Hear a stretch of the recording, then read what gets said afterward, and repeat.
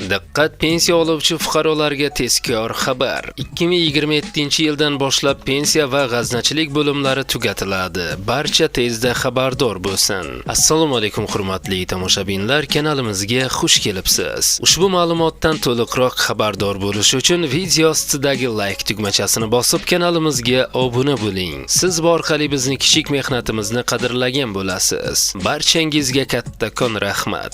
Diqqat qiling. O'zbekistonda pensiya va g'aznachilik xizmatlari raqamlashtirilayotgani bois quyi bo'g'inlaridagi tashkilotlar faoliyati bosqichma-bosqich tugatiladi. Prezident farmoniga ko'ra 2027-yil 1-yanvardan boshlab g'aznachilik xizmati qo'mitasi va pensiya jamg'armasining tuman, shahar bo'limlari tugatiladi. Ular o'rnida 1-3 nafar xodimdan iborat ixcham xizmat ko'rsatish ofislari tashkil etiladi. Shuningdek, farmonda ta'kidlanishicha, so'nggi 2 yilda mazkur ikki tashkilotning shtat birliklari 1940 taga, ya'ni 45% ga qisqartirilgan. Kelgusi yilda esa xodimlar sonini yanada 4 baravargacha kamaytirish rejalashtirilgan. Farmonga asosan 2026-yil 1-iyuldan mamlakatda raqamli g'azna tizimi joriy etiladi. U orqali ma'lumotlar sun'iy intellekt yordamida tahlil qilinadi. Qisqa va uzoq muddatli prognozlar ishlab chiqiladi. Inson omilining ta'siri kamaytiradi. Shuningdek, chet el valyutasidagi operatsiyalar SWIFT tizimiga ulangan holda amalga oshiriladi.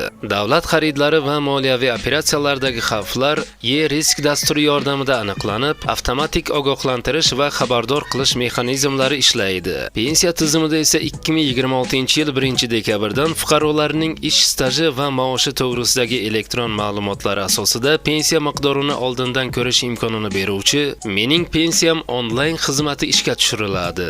Barcha pensiya xizmatlari proaktiv, elektron va interaktiv shaklga o'tkaziladi. Fuqarolarning ish staji va ish haqqi haqidagi elektron ma'lumotlarga asoslangan pensiya miqdorini dastlabki hisoblash imkonini beruvchi Mening pensiyam onlayn xizmati joriy etiladi.